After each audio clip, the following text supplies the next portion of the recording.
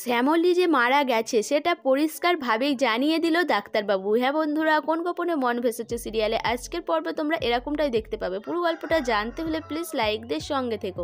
যখন ডাক্তার অনিকেতকে জানিয়ে দেয় যে তাদের হাতে আর কিছুই নেই, ভগবান যদি পারে একমাত্র শ্যামলীকে বাঁচাতে পারে, সেই সময় অনিকেত অনেক কান্নাকাটি করে। একজন বলে যে ওখানে শিবের মন্দির আছে, তুমি সেখানে যাও, সেখানে গেলে তোমার স্ত্রী বেঁচে যাবে। এরপর অনিকেত সেই মন্দিরে গিয়ে হাজির হয়। বাড়ির সবাই অনিকেতের খোঁজে ওই মন্দিরে আসে। এদিকে অনিকেত কান্নাকাটি করতে থাকে। সেটা দেখে ঠাকুরমশাই জিজ্ঞাসা করে কি হয়েছে। তখন অনিকেত বলে যে তার স্ত্রীর খুব অবস্থা খারাপ। ডাক্তারবাবু জবাব দিয়ে দিয়েছে একমাত্র মহেশ্বরী তাকে বাঁচাতে পারে। কোনোভাবেই আমি আমার শ্যামলীকে মরতে দেব না, আমার প্রাণ থাকতে তো নয়। ঠাকুরমশাই একটা গল্প শোনায় যে ওখানে একটা পুকুর রয়েছে, ওখান থেকে তুমি যদি জল তুলে এনে 100 ঘোড়া ওই শিবলিঙ্গের ওপর ঢালতে পারো তাহলে তোমার স্ত্রী সুস্থ হয়ে বেঁচে যাবে। এটা শুনেই অনিকেত বলে আমি করব, কিন্তু ঠাকুরমশাই জানায় যে এটা খুবই শক্ত। এই মন্দির থেকে ওই পুষ্করিণী পুকুরটা কিন্তু অনেক দূরে, তুমি কিন্তু ওখান থেকে খালি পায়ে করে কিন্তু জল আনতে হবে। তখন অনিকেত বলে যে হ্যাঁ আমি করব, আমার জীবন থাকতে আমি হেরে যাব না। এরপর অনিকেত পুষ্করিণী পুকুর থেকে জল তুলে নিয়ে এসে খালি পায়ে ওই মন্দিরে ঢালতে থাকে।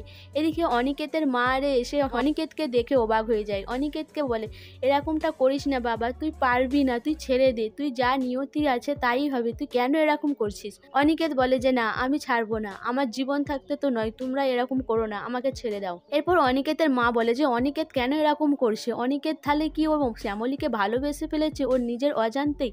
এদিকে অহনা বলে যে আমাকে ভালোবাসার সময় তো কোনো দিনও অনিকেত এরকমটা করেনি, তাহলে আজকে এরকম করছে কেন। তখন অরুণাভ বলে যে তোমার ভালোবাসার কথা এখন ভুলে যাও, এখন ঠাকুরের কাছে এটাই প্রার্থনা করো যে যেন শ্যামলী বেঁচে না ফিরে আসে। ও যদি ফিরে আসে তাহলে কিন্তু আমাদের ফাঁসি হওয়ার তো নিশ্চিত। এরপর অহনা বলে যে আমিও তো ঠাকুরকে জানাচ্ছি যেন শ্যামলী না ফিরে আসে। এদিকে অরুণাভ বলে যে কোনোভাবেই অনিকেত ওই 100 ঘোড়া জল ওখানে ঢালতেই পারবে না, কারণ ও বড়লোকের আদুরে ছেলে আর খালি পায়ে কখনোই হাঁটেনি, ও খালি পায়ে এত জল এনে ঢালতে পারবে নাকি।